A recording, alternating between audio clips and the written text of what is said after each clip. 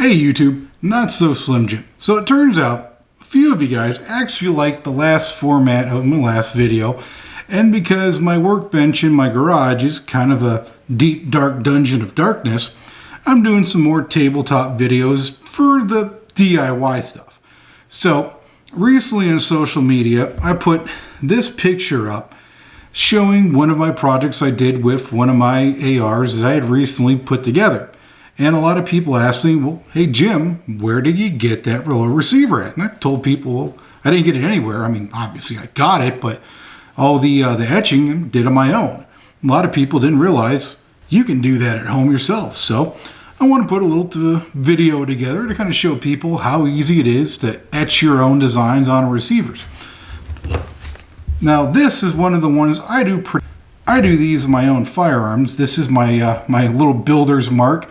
I used to be in 2nd Brigade, 1st Cav Division, and we were the Spartans, and this was kind of loosely based upon our old unit design, and I of course modified it, and this is my own. Now this is obviously an anodized aluminum lower, and if you can hear this,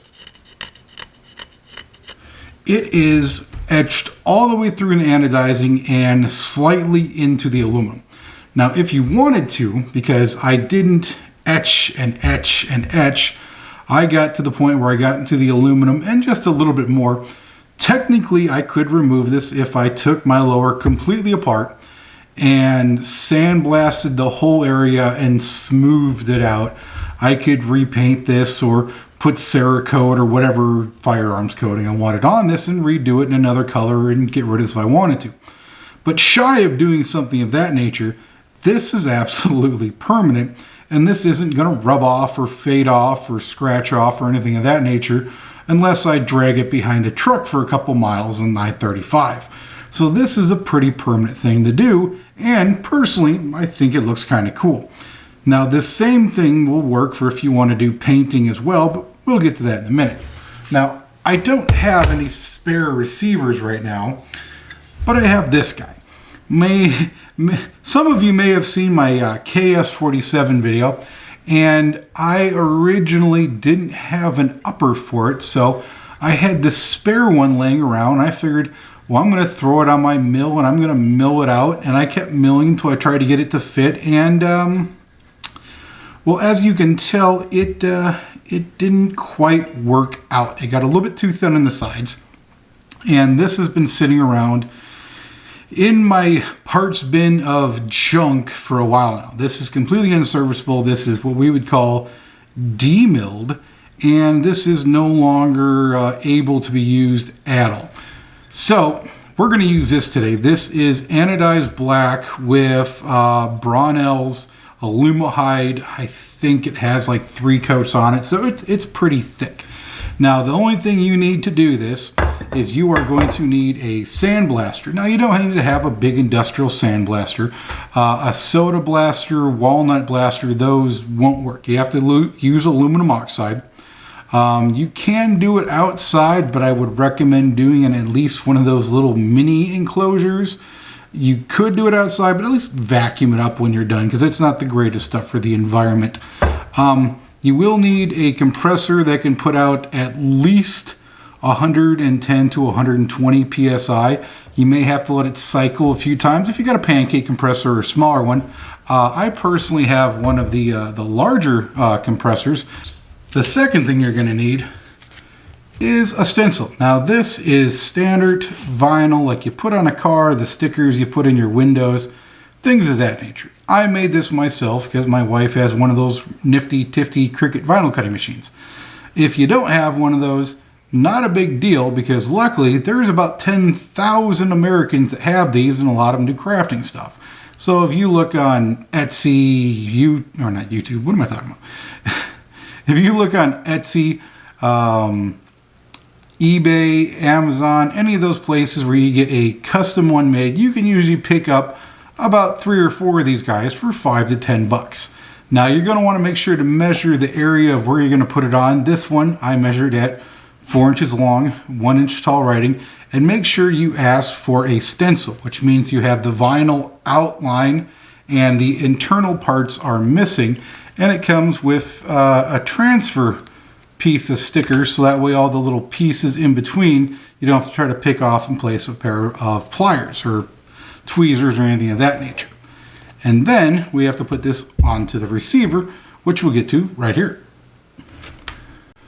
Alright, let's start out with putting this guy on the receiver. First thing you need to do is figure out where you're going to put it. So this one I'm going to put on this side. I got this nice kind of flat area.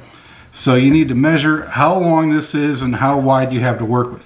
You don't want to put it in any tight areas like this little corner here, this corner up there, because the vinyl's not going to go in there very well. You want to find flat or very easy rolling spots.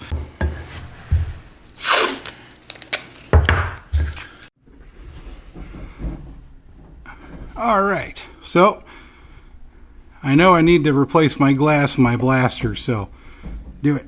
So make sure, like I said, you don't want to go at an angle, you want to go straight at it. This might be a little loud, so sorry in advance.